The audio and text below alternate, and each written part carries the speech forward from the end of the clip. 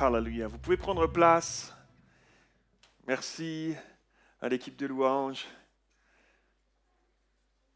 Quelle joie d'être ici ce matin, au milieu de vous, tous ensemble, réunis. Nous sommes des pierres vivantes.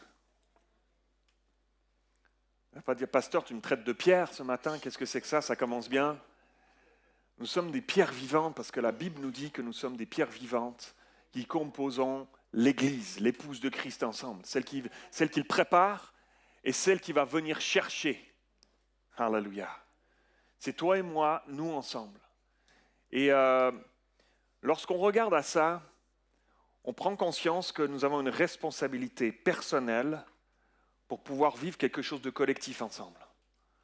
Nous avons une responsabilité. Si nous sommes chacun une pierre vivante qui composons l'édifice de l'Église, alors chacun d'entre nous est important pour qui nous sommes, pour ce que tu es dans ta propre vie, les choix que tu prends, la décision que tu vas prendre pour Jésus de marcher avec lui ou pas, vont être déterminants pour cette Église que Jésus est en train de préparer. L'apôtre Jean a vu dans sa vision en Apocalypse, il a vu cette épouse qui est montée. Il l'a vu qu'elle s'était préparée, elle était revêtue d'un fin lin éclatant et pur, qui sont les œuvres justes des saints. Toi et moi ce matin, face à la parole de Dieu que nous allons ouvrir, que nous allons découvrir, que nous allons creuser ensemble ce matin, nous avons une responsabilité de ce que nous allons faire avec cette parole que nous allons entendre ce matin. Alors c'est toi face à Dieu. C'est moi face à Dieu. Toi personnellement, ce n'est pas ton voisin, ta voisine. Tu ne peux pas le faire pour ton voisin, ta voisine. C'est toi face à Dieu ce matin. C'est merveilleux en fait. C'est merveilleux. Tu ne t'es pas levé pour rien. Tu n'es pas venu à l'église pour rien ce matin. Alléluia. Il y a un face à face avec ton Dieu. Toi, seul à seul avec lui. Et il a son regard sur toi ce matin. Il connaît ta vie. Il connaît chacun de tes combats. Il connaît chacun de tes défis. Il connaît chacune de tes zones d'ombre. Il connaît tout. Et c'est toi face à lui ce matin. C'est moi face à lui ce matin. C'est extraordinaire. On a un Dieu personnel. On n'a pas un Dieu impersonnel comme les autres religions qui sont là autour de nous. Mais nous avons un Dieu personnel, un Dieu vivant, extraordinaire, tout-puissant, qui a créé les cieux et la terre, qui a dit que la lumière soit une parole. Il n'a même pas bougé son bras. Une parole et la lumière fut. Alléluia. Ce Dieu incroyable est ici au milieu de nous et il désire une relation personnelle avec toi. Il désire cheminer avec toi. Et il y a une décision ce matin pour chacun d'entre nous face à lui, face à sa parole. Amen. Alors ce n'est pas juste un culte de plus en fait. Ce n'est pas juste une réunion de plus. Ce n'est pas juste un dimanche de plus. C'est aujourd'hui un moment toi face à lui. Amen. Alors, juste avant de démarrer ce message, j'aimerais vous dire à quel point je suis heureux d'être ici avec l'équipe pastorale. Ces prochaines semaines, vous savez qu'on rentre dans une nouvelle saison, Nicole et moi-même, de supervision des campus. On a laissé la responsabilité de Bastille à pasteur Christian et pasteur Benjamin qui nous a rejoints et l'équipe pastorale là-bas. Et nous, on tourne un peu plus sur les campus et on est dans la joie de pouvoir être un peu plus sur les campus. Donc, de pouvoir être un peu plus avec vous dans les prochains. J'en vois certains qui disent « Oh, pasteur, oh là là, pasteur Mathieu. » Vrai ou pas vrai? Non, mais je suis très content d'être avec vous. Je suis très content de vraiment envisager dans les prochains mois de pouvoir passer aussi plus de temps avec l'équipe pastorale et puis de pouvoir voir ensemble ce que Dieu a en réserve pour nous, pour les mois qui viennent, dans les temps compliqués dans lesquels nous sommes, mes amis. Nous aurons besoin de nous serrer les coudes. Nous aurons besoin de compter sur l'épouse, les frères et sœurs que nous sommes ensemble, ces pierres vivantes, pour pouvoir naviguer et avancer dans ces temps troubles et compliqués dans lesquels nous sommes et dans lesquels nous serons encore dans les temps qui viennent. Amen. On va plonger. Amen, gloire à Dieu. Pasteur Urbain applaudissait tout seul. Vous savez qu'on a un principe. On a un principe à EPM, vous le savez. Hein. Je l'ai dit beaucoup à Bastille, mais vous le savez, on a un principe à EPM. On est solidaires les uns des autres. Si quelqu'un applaudit, vous ne le laissez pas tout seul, sinon il se prend un râteau comme ça, il applaudit tout seul. Donc on ne le laisse pas, on est solidaire. Si quelqu'un applaudit, on applaudit avec. Amen. Amen. Alléluia. Donc on va plonger ensemble dans la parole de Dieu sans plus tarder. Le titre de mon message aujourd'hui, j'ai hâte de vous l'apporter vraiment. On va plonger ensemble dans un épisode qu'on connaît bien de la parole de Dieu, mais un épisode dans lequel on va se replonger ensemble parce qu'on a besoin de s'en rappeler. On a besoin de savoir d'où on vient pour savoir où on va. Et donc on va se rappeler de cet épisode. Le titre de mon message est « Non pas ma volonté ». Non pas ma volonté.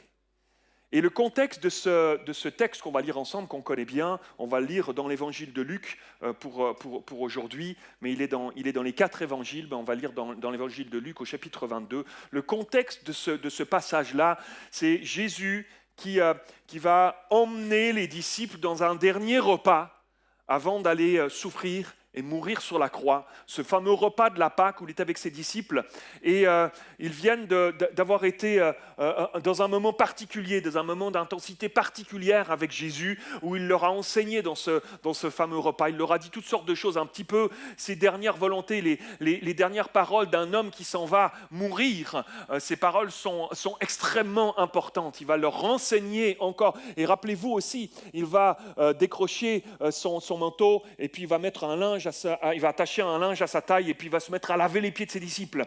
Il va mettre à laver les pieds de chacun des disciples, un moment particulier, individuellement, avec chacun d'entre eux, y compris Judas, qu'il sait qu'il va trahir. Et ils vont vivre ce moment aussi où Judas, au milieu du repas, les disciples se disent « Mais tu nous dis que quelqu'un va trahir, c'est qui ?» Et Jésus va dire « Celui qui plonge la main dans le plat avec moi. » Judas plonge la main dans le plat avec lui à ce moment-là. Et la Bible nous dit que Satan va rentrer en lui et puis il va se lever, il ne va plus supporter d'être là dans la présence de Jésus, il va se lever, il va s'en aller pour aller faire sa sale besogne, aller appeler le vendre pour 30 pièces d'argent et appeler les soldats pour venir l'arrêter. On est dans ce contexte-là et on va lire l'évangile de Luc, chapitre 22, verset 39. Après être sorti de ce temps de repas, il alla, selon sa coutume, à la montagne des Oliviers. Et ses disciples le suivirent. Et lorsqu'il fut arrivé dans ce lieu, il leur dit « Priez afin que vous ne tombiez pas en tentation. » Puis il s'éloigna d'eux à la distance d'environ un jet de pierre. Et s'étant mis à genoux, il pria disant « Père, si tu voulais éloigner de moi cette coupe, toutefois que ma volonté ne se fasse pas, mais la tienne. » Alors un ange lui apparut du ciel pour le fortifier. Étant en agonie, il priait plus instamment, et sa sueur devint comme des grumeaux de sang qui tombaient à terre. Après avoir prié, il se leva et vint vers les disciples. Il les trouva tous endormis de tristesse. Et il leur dit « Pourquoi dormez-vous ? Levez-vous et priez, afin que vous ne tombiez pas en tentation. » Amen. Quel moment intense dans la vie de Jésus. Quel moment intense dans sa vie, comme jamais on voit Jésus, on le voit en proie au tourment de son âme. La Bible nous dit que Jésus était pleinement Dieu, mais la Bible nous dit que Jésus était aussi pleinement homme quand il a choisi de s'incarner, de descendre de son trône du ciel pour venir s'incarner sur la terre. Il a choisi aussi de se contraindre. Il a choisi de rentrer dans ce corps humain et qui était là, de cette chair humaine qui était là aussi. Donc il était aussi pleinement homme, il était pleinement Dieu, mais il était aussi pleinement homme. Et on le voit particulièrement, on voit pas mieux que ce passage-là. On voit Jésus dans cette humanité qui est là, dans ce côté pleinement homme qui était là en lutte, dans les tourments de son âme. Il était en agonie, on vient de le lire. Il était en agonie, sa sueur devient comme des grumeaux de sang, tellement il était dans un temps de lutte intense avec cette partie de lui, cette humanité qui est là. Le temps maintenant est court, il le sait, le temps maintenant est court. Il vient de passer 3 ans et demi de ministère depuis le moment où il a été baptisé dans le Jourdain par Jean-Baptiste. Il vient de se passer 3 ans et demi intenses où il a servi dans le ministère, où il a fait toutes sortes de choses remplies du Saint-Esprit. Et maintenant, il sait que le temps qu'il lui reste avant d'aller mourir sur cette croix pour accomplir la volonté de Dieu parfaite de son Père, avant de s'en aller, le temps est court et les heures se rapprochent de la croix à ce moment-là. On n'imagine pas, mes amis, l'intensité d'un tel moment tant qu'on n'a pas côtoyé la mort de près. Tant qu'on n'a pas côtoyé la mort de près. Dans ces moments, on dirait que c'est comme quand je suis rentré dans ce box des soins intensifs, on dirait qu'il n'y a rien de plus important que ce qui est en train de se passer là, dans l'instant T, à l'instant, dans le moment présent. On dirait que le reste s'arrête, tout pâlit, tout le reste pâlit. Toutes mes préoccupations d'avant, tous mes soucis de ceci, cela, et tout pâlit, tout s'arrête à ce moment-là. Et Jésus vit ce moment d'une façon si intense, jusque dans son propre corps. mort. Les médecins disent que c'est possible de réussir à avoir des grumeaux, que ta sueur peut se transformer en grumeaux de sang. Il faut des tourments intérieurs, psychologiques, tellement intenses que c'est quelque chose qui est possible, mais rare, mais possible. Et Jésus est en train de vivre ce moment-là. Et regardez ce que nous dit l'évangile de Matthieu, chapitre 26, qui relate ce passage, verset 37, Matthieu 26, 37. Il prit avec lui Pierre et les deux fils de Zébédée, et il commença à éprouver de la tristesse et des angoisses. Et il leur dit alors, mon âme est triste jusqu'à la mort. Elle est tellement triste que je sens la mort qu'elle a. Elle est triste jusqu'à la mort. Restez ici, veillez avec moi. Puis, ayant fait quelques pas en avant, il se jeta sur sa face. Imaginez-vous ce moment incroyable. Mais quel texte si puissant et en même temps si encourageant pour chacun d'entre nous aujourd'hui. Pour chacun d'entre nous aujourd'hui face à nos défis. Face aux combats qui sont les nôtres, face à nos luttes d'ici-bas, à nos propres tentations, face à nos propres incompréhensions, face à nos propres trahisons, face à ce qu'on peut vivre nous aussi de lutte intérieure. Jésus est aussi passé par là. Jésus est aussi passé par là. Qui de mieux peut comprendre quelqu'un qui traverse une épreuve que quelqu'un qui est passé par des épreuves, que quelqu'un qui est passé par le creuset. Et surtout, Jésus nous donne la clé. Quelqu'un voudrait avoir la clé ce matin? Jésus nous donne la clé pour nous-mêmes, lorsque nous traversons des moments comme cela, des épreuves, des temps difficiles, des combats, des tempêtes, des trahisons, des temps compliqués, pour nous, comment les traverser de la bonne manière. En tant qu'enfant de Dieu, non plus comme je l'ai traversé avant, mais comme maintenant, nous sommes censés les traverser, maintenant que nous vivons en nouveauté de vie. Comment sommes-nous censés traverser cela? Non pas comme le monde nous l'enseigne, non pas comme on le faisait avant, dans notre ancienne vie avant de rencontrer Jésus. Quelle est cette clé? Comment faire face à nos douleurs? Parce qu'on n'est pas épargné ici-bas. Jésus ne nous a jamais dit qu'il nous épargnerait de la tempête. Il a dit « je serai avec toi dans la tempête ». Il n'a jamais dit « tu n'auras pas de tempête ».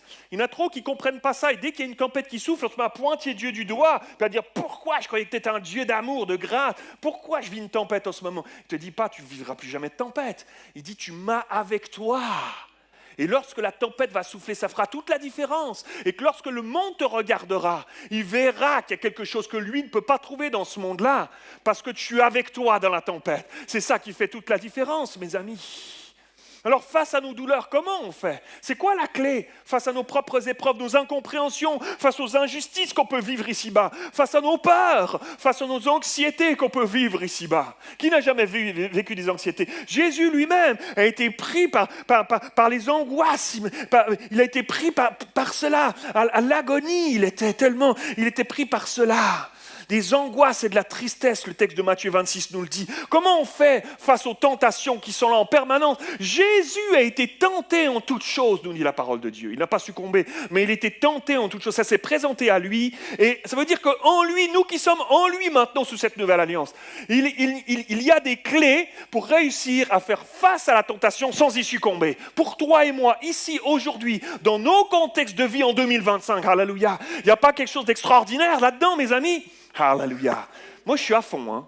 Moi, je suis à fond. La parole de Dieu est merveilleuse, mes amis. Elle nous donne des clés pour nos vies aujourd'hui. Moi, je veux m'en saisir parce que je veux réussir à marcher dans ma vie ici-bas en nouveauté de vie, à faire face aux tentations qui arrivent, à faire face aux épreuves, à traverser des vallées et de les traverser avec Jésus, collé à lui, en puisant dans ses ressources à lui pour marcher en nouveauté de vie autrement que ce que je ferais si j'y allais par moi-même, autrement que ce que je faisais quand je le faisais avant, autrement que ce que le monde nous montre, nous enseigne, nous montre de faire, autrement, mes amis, alléluia.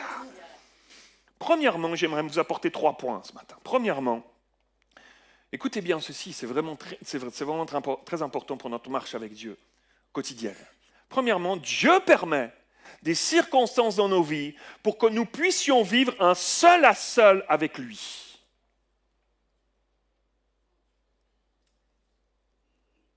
J'avais noté que quelqu'un dirait Amen dans mes notes ici à ce moment-là. Un seul à seul avec lui. Il y a des choses que tu que tu ne peux traverser que seul. Ah! Ça paraît décourageant, mais tu vas voir. Il y a des choses que personne d'autre que toi n'est appelé à traverser. Il y a un moment, il y a un endroit au fil de ta marche avec Dieu où il est nécessaire, où Dieu permet des circonstances pour que tu te retrouves seul face à lui.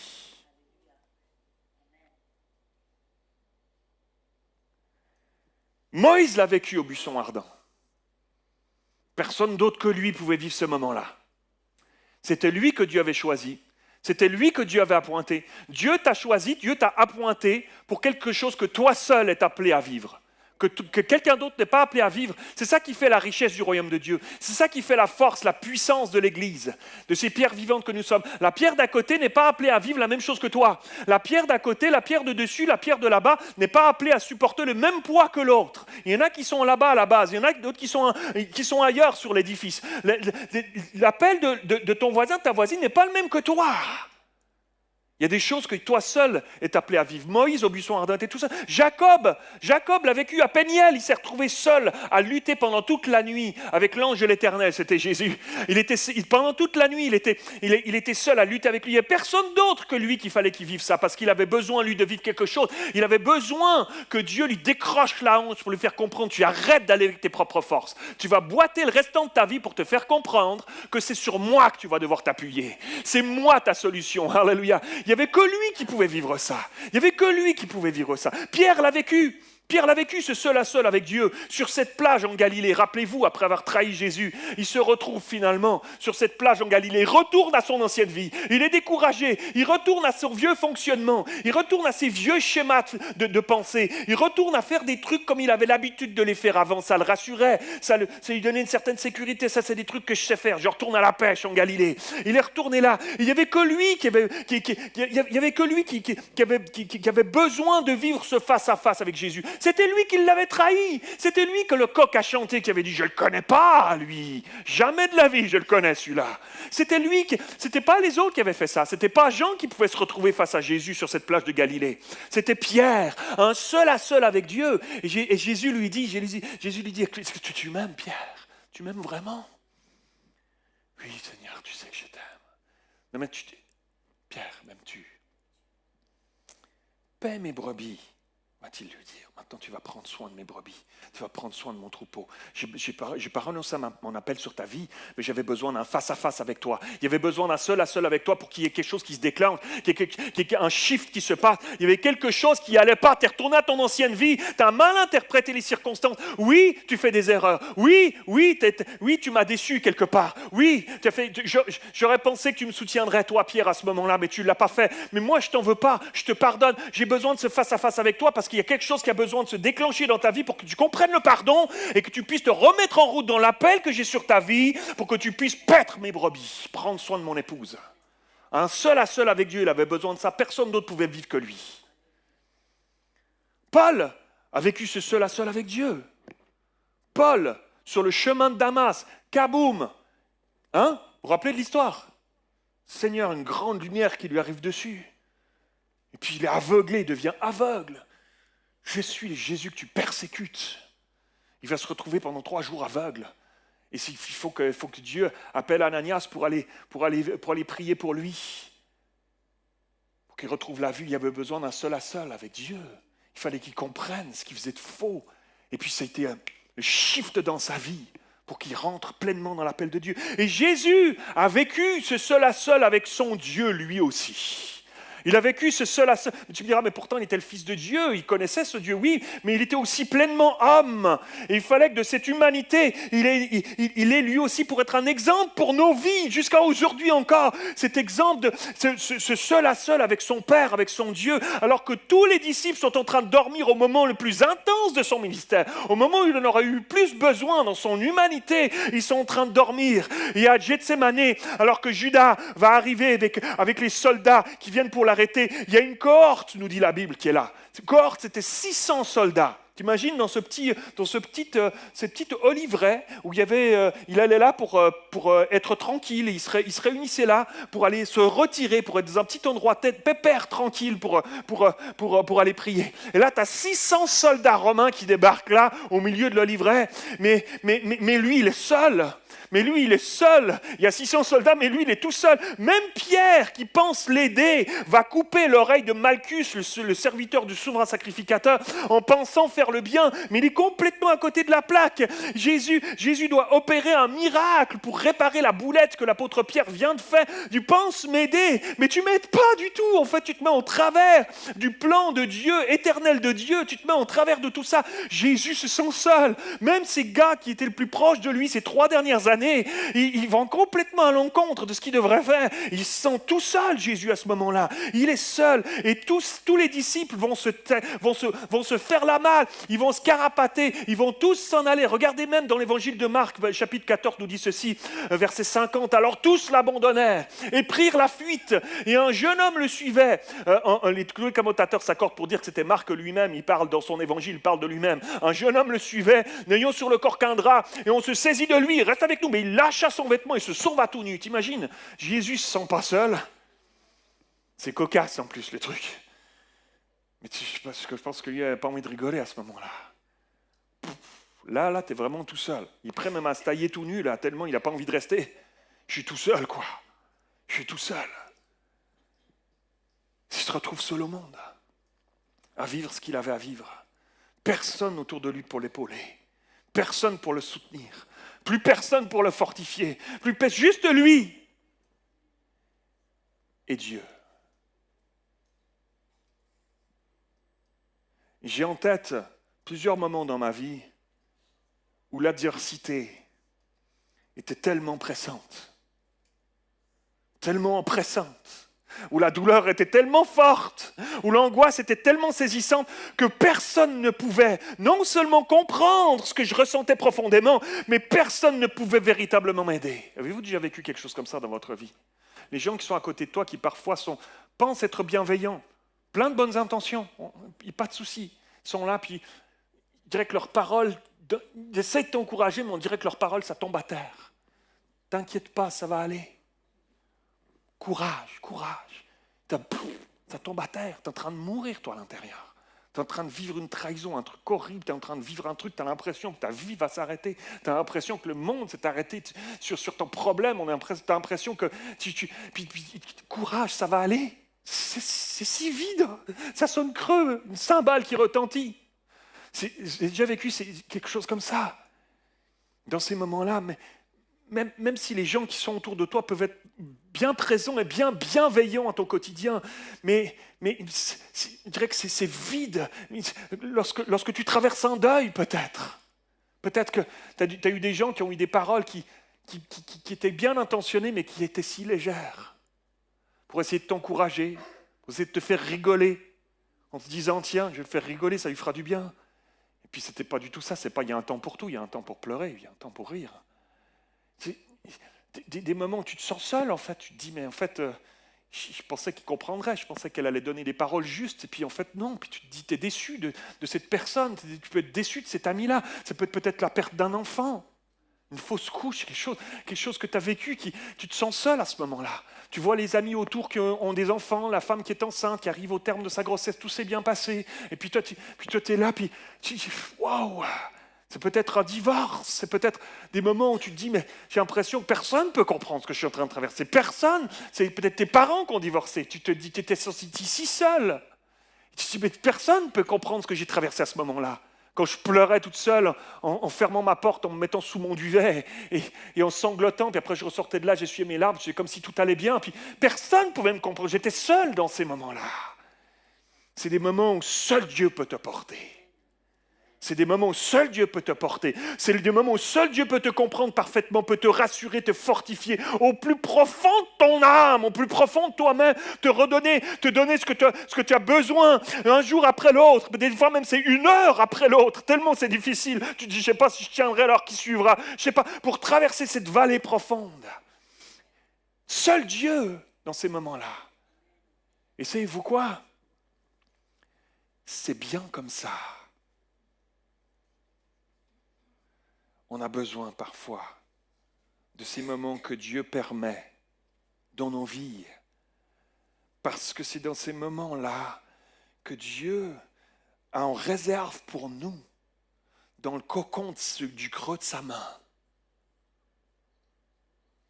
une intimité tellement spéciale, tellement profonde, tellement puissante, tellement comblante, qu'elle sera suffisante, toute suffisante pour toi. J'étais dans ce box aux soins intensifs, et j'étais tellement tenu dans le creux de la main, je pouvais presque le sentir, je pouvais presque le palper, autour de moi, autour de ma vie, autour de mon cœur. On se regardait avec ma sœur, et on se connaît très bien avec ma sœur, on est très très proches. Et on se l'est verbalisé après, on ne se l'est pas verbalisé sur le moment, parce que ce n'était pas le temps de ça, mais on se l'est verbalisé après coup. On se disait, c'est comme si on marchait sur un fil, tu sens qu'à tout moment, tu peux basculer d'un côté ou de l'autre, tu peux sombrer d'un côté ou de l'autre, émotionnellement, et sentimentalement, moralement, tu peux basculer tu sens que tout est très très fragile en fait. Mais en même temps, tu sens que si tu restes là, en Dieu, rien ne peut t'arriver.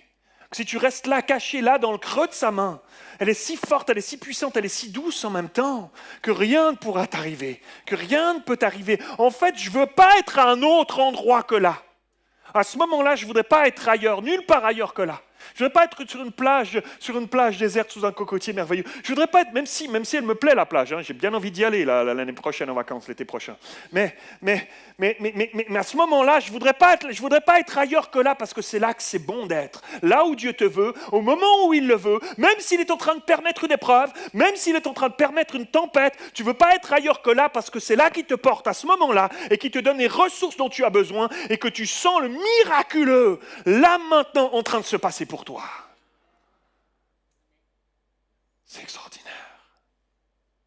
Dans tout ce qu'on est en train de vivre, dans tout ce qu'on traverse, je veux le vivre comme ça en fait. Dans tes défis au travail, dans tes défis relationnels, familiaux, de couple, avec tes enfants, financiers. Je ne veux pas être ailleurs que là en fait. Je veux être là tout le temps.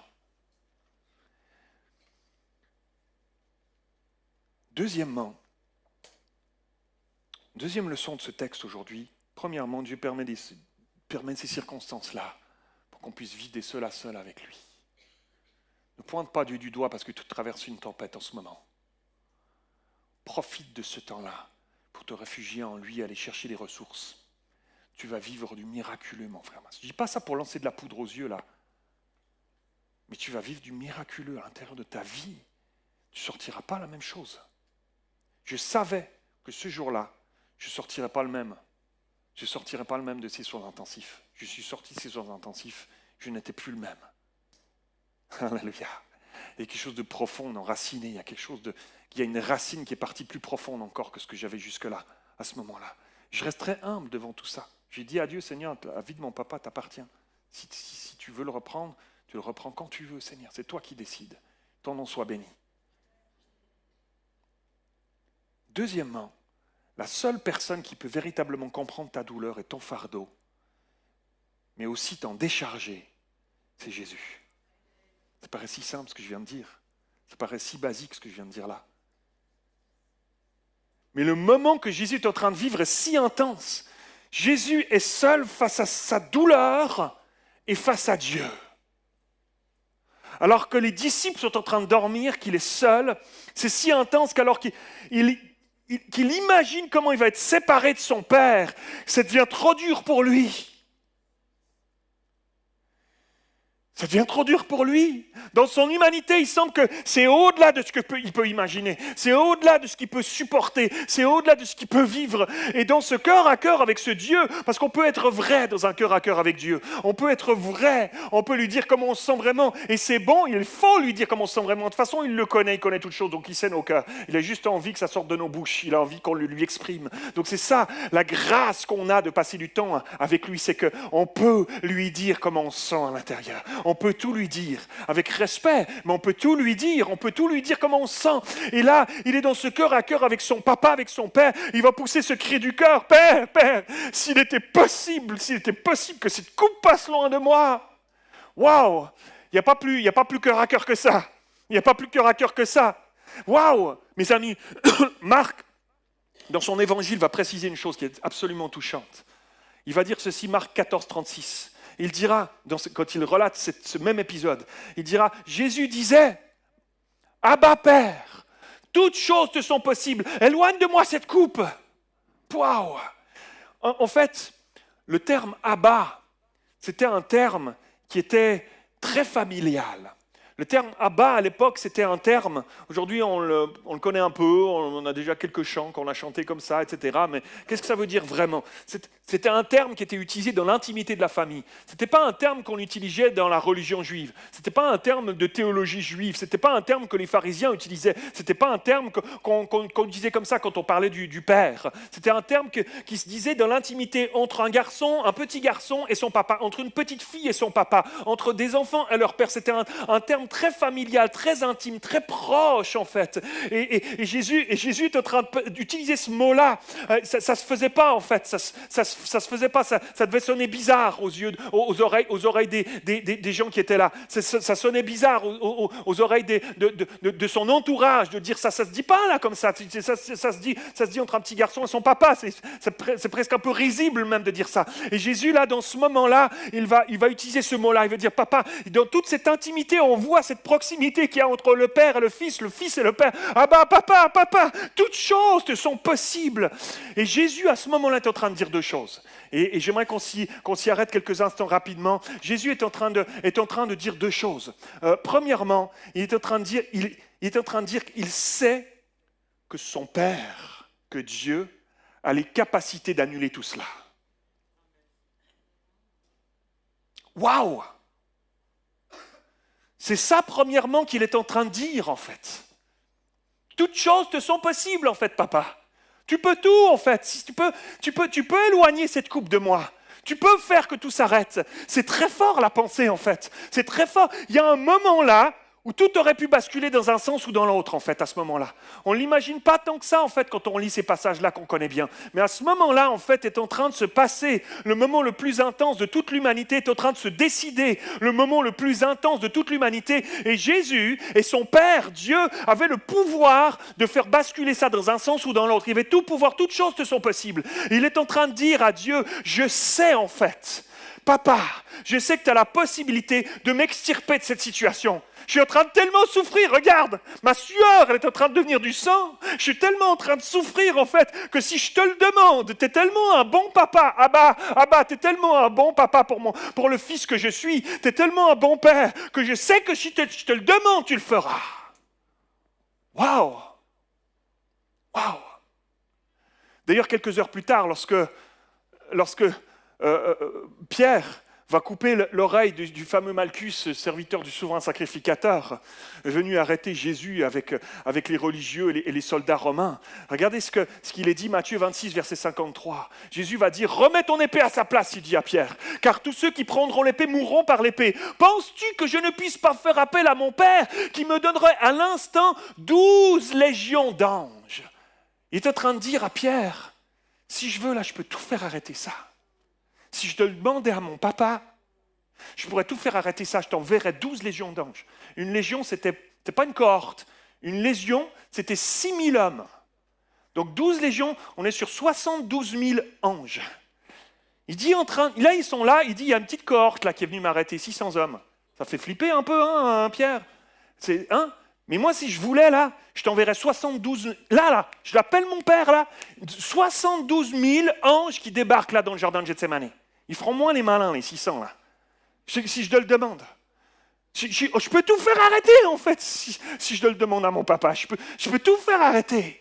Le théologien John Walvoord dira ceci, à propos de ce mot, de ce que Jésus dira. Les mots, s'il était possible, n'expriment pas un doute, mais une supposition concrète sur laquelle Jésus appuie à sa prière. Il fait sa requête en sachant que le Père pouvait la lui accorder. Je sais que tu peux. T'imagines comment c'est sur un fil à ce moment-là? Parce qu'il est en train de dire, là il est en train de flipper, il est en train de suer des gouttes de sang, il est dit mon âme est angoissée et triste jusqu'à la mort. Il est à deux doigts, il aurait pu demander ça. Jésus, il sait qu'à ce moment si intense, qu'il était en train de vivre, le Père pouvait lui accorder sa demande. Toutes choses te sont possibles, il savait cela. Ça rend ce moment, mes amis, encore plus puissant. Ça rend ce moment pour nous, ces enfants, qui sommes au bénéfice de tout ça aujourd'hui, nous. On sait ce qui s'est passé, nous. On sait ce qu'il a fait, on sait qu'il l'a accepté. Mais ça rend ce moment encore plus bénissant, encore plus saisissant, encore plus une grâce, mes amis. Je sais que tu pourrais tout arrêter maintenant, papa. Je sais, papa, que si je te le demandais, tu me l'accorderais. Comme un papa accède à la supplication de son fils dans le désespoir, il aurait dit oui. Wow. Et deuxième leçon, première leçon, c'est qu'il sait que Dieu a la capacité d'arrêter tout cela, mais deuxième leçon, il va dire que cette coupe s'éloigne de moi. La coupe à laquelle Jésus fait référence, quand il dit ça, parce que pour nous, ça veut dire quoi, une coupe? Toi et moi, on ne dit pas que cette coupe s'éloigne de moi, ça m'arrangerait aujourd'hui, là. Ce n'est pas un truc qui est dans nos expressions d'aujourd'hui, ça voudrait dire quoi? La coupe à laquelle Jésus fait référence, c'est la coupe de la colère de Dieu contre le péché. C'est la coupe de la colère de Dieu qui ne supporte pas le péché. Ça remonte au jardin d'Éden, à Satan, le serpent, qui est venu tout briser, qui a tenté de tout briser, de tout arrêter. Qu'il a fallu qu'il crée une ancienne alliance, qu'il a fallu qu'il propose, suite à cette nouvelle alliance qui ne fonctionnait pas, qui était l'ombre des choses à venir, qui suscite l'espoir d'une vraie nouvelle alliance qui allait poindre à ce moment-là. Mais cette coupe dont Jésus fait référence, c'est la coupe de la colère de Dieu contre le péché, la coupe du jugement de Dieu sur le péché. Tout se joue là, à ce moment-là, depuis le jardin d'Éden, mes amis. Si il va au bout de cette démarche, d'aller mourir sur cette croix pour nous, c'est pour une bonne raison. Lui qui est innocent, mes amis, lui qui était innocent, qui a été tenté à toute chose, mais qui n'a pas succombé à la tentation, qui n'avait rien fait de tout ça, il sait qu'il va devoir, s'il accepte cette coupe-là, s'il la boit, la Bible nous dit qu'il l'a bu jusqu'à la lie. La lie, c'est le dépôt qu'il y avait au fond des bouteilles de vin. Donc il va la boire jusqu'au bout. Il ne va pas juste prendre de petites gorgées, il va la boire jusqu'au bout. Il sait que s'il boit cette coupe, il va porter sur lui les péchés de l'humanité complète, tous les péchés de l'humanité qui vont retomber sur lui comme si c'était lui le coupable de tous ces péchés-là. Pour nous, encore aujourd'hui, pour nous donner la possibilité d'être réconciliés avec Dieu et de pouvoir vivre libre en lui. Alléluia. 2 Corinthiens chapitre 5, verset 21. L'apôtre Paul dira, « Celui qui était innocent de tout péché, Dieu l'a condamné comme un pécheur. » La version Louis II dira, il l'a fait devenir péché pour nous. Il est devenu péché. C'est devenu sur sa vie. C'est comme si sa vie était devenue un péché. Péché pour nous. À notre place, pour que dans l'union avec le Christ, nous soyons justes aux yeux de Dieu. Dieu nous regarde et il nous voit à travers le filtre, il nous voit à travers les lunettes de Jésus-Christ qui est là, entre nous et nous pécheurs. Et Dieu, et il nous voit, il nous lit à travers, et il lit nos vies à travers le sacrifice de Jésus. Et ça nous donne la possibilité d'être réconciliés avec lui, qu'on soit vu juste alors que nous sommes injustes aux yeux de Dieu. Waouh! C'est pas extraordinaire. On connaît tous ces trucs-là, mais il faut qu'on s'y replonge, mes amis. C'est notre identité, mes amis. C'est notre nouvelle identité. C'est ce pourquoi nous sommes ici ce matin, nous, en tant qu'Église, mes amis. Ça veut dire quoi? Ça veut dire qu'il a pris sur lui les mensonges. Depuis Adam et Ève jusqu'à aujourd'hui. Les mensonges de l'humanité. Ça veut dire qu'il a pris les vols. Ça veut dire qu'il a pris les crimes. Ça veut dire qu'il a pris les abus. Ça veut dire qu'il a pris les viols. Ça veut dire qu'il a pris les infanticides. Ça veut dire qu'il a pris les féminicides. Ça veut dire qu'il a pris les dépendances. Ça veut dire qu'il a pris les vengeances. Ça veut dire qu'il a pris les jalousies. Ça veut dire qu'il a pris tout ça. Et on pourrait faire la liste longtemps. Il a pris tout ça de toute l'humanité, de tous les temps. Il a pris les tiens et les miens. Il les a pris sur lui alors qu'il était innocent de tout cela. Tu m'étonnes qu'il était triste à en mourir. Mais ce qu'il redoutait le plus, c'était pas ça. C'était pas juste de prendre l'horreur de nos péchés sur lui. Ne nous trompons pas. C'était pas surtout ça qu'il redoutait le plus. Ce qu'il redoutait le plus, c'était qu'en buvant cette coupe du jugement de Dieu sur le péché de l'humanité, en devenant péché pour nous, il allait interrompre cette relation entre Abba et lui. C'est ça qui le faisait plus souffrir. C'est ça qui le tourmentait le plus. C'est le cri du cœur qui va éclater et qui va résonner à Gethsémani lorsqu'il est sur cette croix. Papa, Père, Abba, pourquoi m'as-tu abandonné? C'est ça qu'il est en train de vivre sur cette croix. C'est ça qu'il redoutait le plus. C'est ça les éléments qu'il avait en lui, alors qu'il est en train de prononcer ces paroles dans le jardin de Gethsémani. Père, papa, s'il était possible que cette coupe passe loin de moi sans que je la boive. Il savait tout ça. Et troisièmement et dernièrement, toutefois, non pas ma volonté, mais la tienne. Alors qu'un musicien s'approche, je termine. J'ai noté ceci. Jésus, au-delà de tout, va reconnaître que la réponse à sa prière, Père, s'il était possible, n'était pas déterminée par ce qu'il voulait lui, mais par ce que Dieu désirait. Il a choisi de renoncer à sa propre volonté. C'est pour ça que j'ai intitulé ce message « Non pas ma volonté », parce que nous sommes appelés, dans le cheminement de nos vies, nous aussi, à marcher sur ce chemin de renoncement, un chemin de renoncement. C'est ça qui nous fait briller, parce que nous ne brillerons jamais de nous-mêmes. Quand tu essaies de briller de toi-même, tu éteins la flamme de Dieu. Nous sommes appelés à briller de lui, plus il prendra de place dans nos vies, plus... Jean-Baptiste avait compris ça. Il dira que tu grandisses et que je diminue. C'est plus dans la mesure où tu laisses Jésus grandir dans ta vie, que tu choisis de renoncer à toi-même, à ta volonté propre, à ce que toi tu as envie de dicter pour ta propre vie. C'est dans la mesure où tu renonces à ça que Jésus va pouvoir briller plus dans ta vie encore. Je sais que ce n'est pas un message de développement personnel. Aujourd'hui, on entend toutes sortes de messages qui foisonnent sur différents réseaux, dans le monde chrétien évangélique, qui ont plus attrait au développement personnel qu'à l'évangile de Jésus-Christ, véritable. Jésus va choisir de renoncer à lui-même. C'est pas très enviable, ça. C'est pas très glorieux. C'est pas très dans l'air du temps. C'est pas des paillettes dans les yeux. Mais moi, je veux pas une cymbale qui retentit. Je veux être rempli du Saint-Esprit. Et s'il faut que je renonce à moi-même, s'il faut que je renonce à certaines choses, je le ferai. Parce que je veux que Jésus brille plus que moi, plus que tout.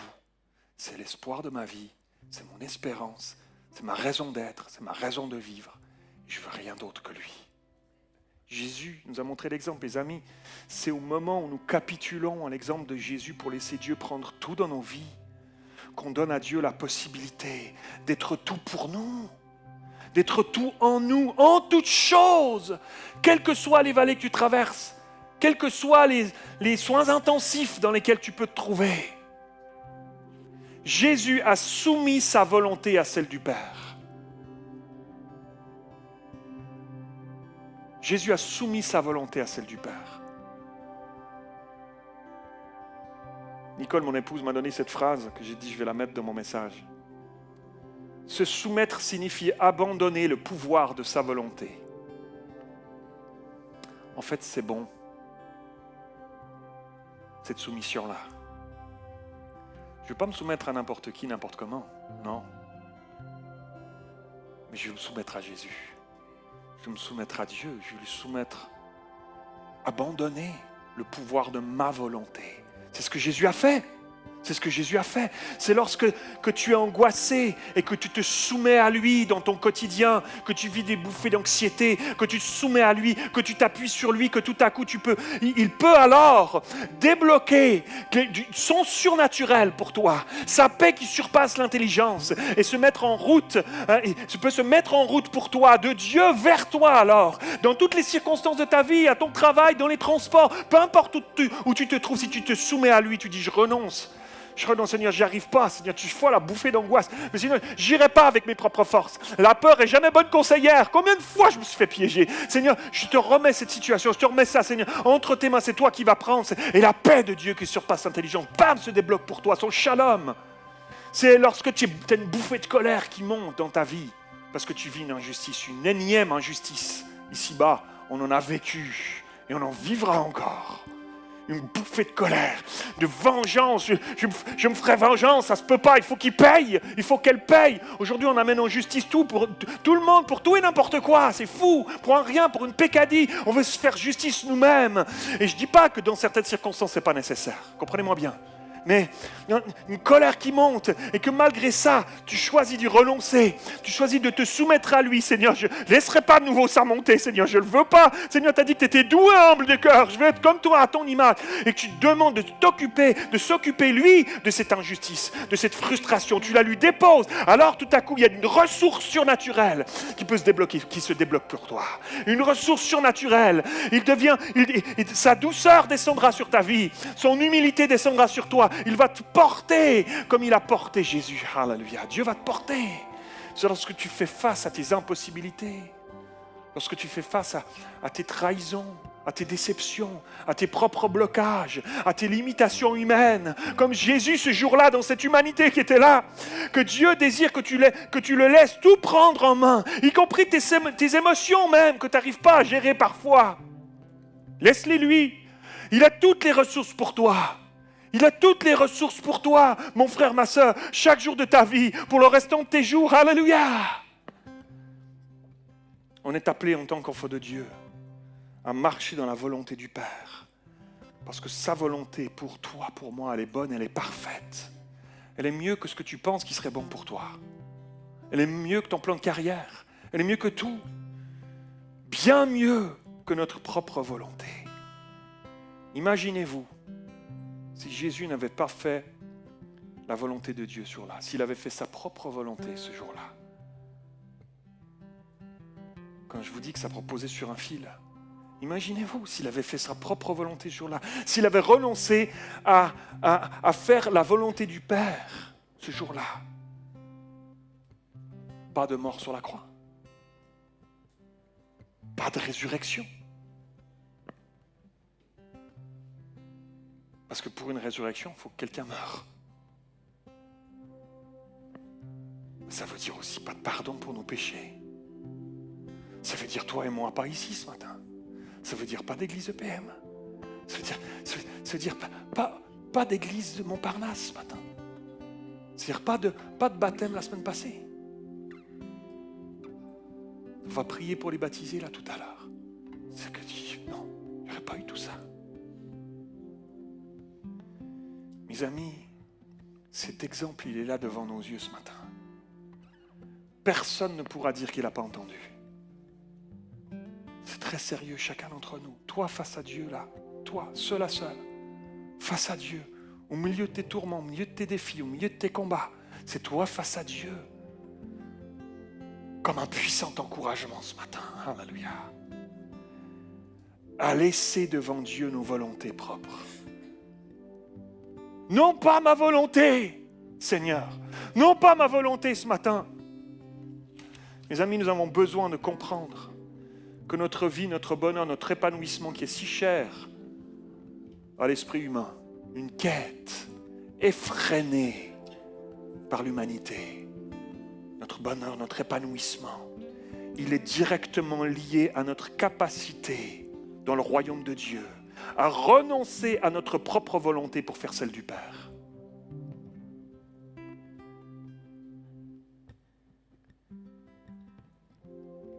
C'est quoi sa volonté pour nous, ses enfants?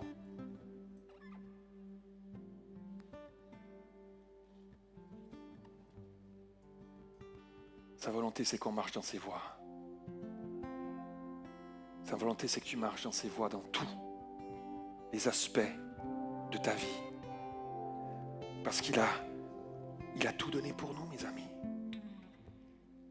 Alors on a tout en lui. Et son désir, c'est que tu marches dans sa volonté, selon ses principes à lui, qu'on trouve dans sa parole. suivre ses commandements, suivre ses directives, appliquer ma vie à sa vie, que tu grandisses et que je diminue, que je ressemble à Jésus. Tout est dans la parole de Dieu, mes amis, tout est dans sa parole chérie là. Il est temps d'y marcher dans les temps troublés dans lesquels nous vivons. C'est plus le temps de clocher des deux pieds, c'est le temps d'y marcher dans ces temps de la fin, mes amis. Lorsqu'on choisit de marcher sur ce chemin dans notre quotidien, il y a des choses merveilleuses qui nous attendent. Regardez, Luc 22, 43, on l'a lu tout à l'heure. Qu'est-ce qui s'est passé quand Jésus a dit « Non pas ma volonté, mais la tienne ». Un ange lui est apparu du ciel pour le fortifier. Waouh! Au milieu des angoisses de son âme, parce qu'il a accepté de renoncer à ses propres désirs humains, à ses propres souffrances à lui, à dire « Seigneur, je te dépose tout ça, Dieu va pouvoir débloquer des choses inattendues. » Est-ce qu'il aurait préféré, est-ce qu'il aurait aimé que ses disciples soient là dans ce moment-là? Oui. Il aurait kiffé que ces gars dans qui il avait semé tant de choses soient là et lui redonnent tout ce qu'il leur avait donné. À ce moment-là, dans le moment le plus difficile de sa vie, qu'ils le supportent, qu'ils le soutiennent, qu'ils soient là, l'entourer. Dans ce moment, à Gethsémani, oui, il aurait aimé que ce soit eux. Mais ça n'a pas été comme ça. Il fallait qu'il vive ce seul à seul avec son Dieu. Et parce qu'il a choisi à ce moment-là de renoncer à toute chose pour tout laisser entre les mains de Dieu, alors Dieu a envoyé un ange du ciel. Une ressource inattendue. Dieu a les capacités, si tu choisis de lui faire confiance, de renoncer à tes propres voies à toi, à tes propres plans, à tes propres choses à toi. Si tu choisis de lui faire confiance coûte que coûte dans tout pour ta vie, il a les capacités de débloquer des choses surnaturelles.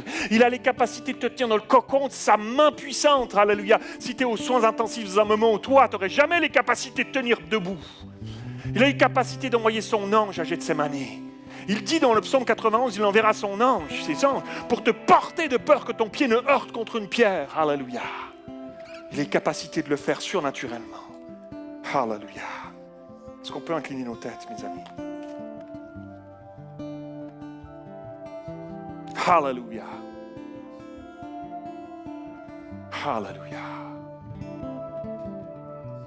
Est-ce que quelqu'un dit ce matin, Seigneur, je fais ce pas. Je suis à manger de ces manées à moi. Face à toi, je ne m'attendais peut-être pas à ça en me levant ce matin en me disant je vais aller à l'église. Mais il y a un seul à seul entre toi et moi. Je prends conscience ce matin. Je choisis de renoncer à mes propres volontés, à mes plans de carrière, à mes idées du ministère, à mes attentes. Je choisis de renoncer à mes propres voies. Je choisis de renoncer à renoncer à ce procès pour faire vengeance moi-même. Je choisis de renoncer.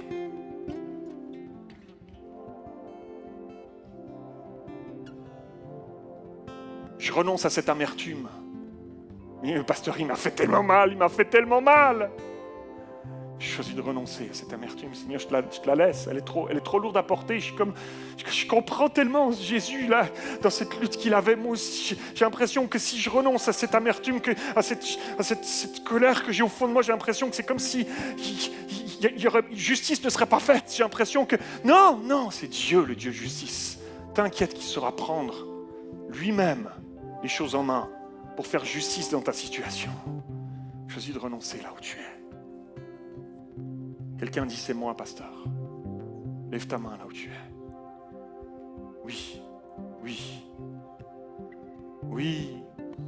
Seigneur, vois toutes ces mains. Choisis de renoncer. Il est capable d'envoyer un ange du ciel. Toi, tu te dis, mais si je renonce à ça, comment je vais m'en sortir? Comment je vais faire? C'est pas grave. Moi, je me dis ça tous les jours de ma vie. Comment je vais faire? Comment je vais y aller dans cette journée? Comment je vais trouver les ressources? Comment je vais pouvoir aider ce frère, cette sœur? Comment je vais pouvoir aider ce couple dans le désespoir? Quelles ressources moi j'ai? Je n'y arriverai pas, Seigneur. Seigneur, toi, tu es capable d'envoyer un ange, tu es capable d'envoyer tout ce dont j'ai besoin. Alléluia. Nom de Jésus. Nom de Jésus. Je te prie, Seigneur. Merci pour ta parole. Merci, Seigneur, pour toutes les ressources que tu donneras à mes frères et sœurs. Ici, ceux qui ont levé la main, ceux qui ont levé leur cœur. Tu tu vas les surprendre. Et c'est pas comment, mais tu vas les surprendre, que ton nom soit béni. Au nom de Jésus. Amen. Et Amen. Hallelujah.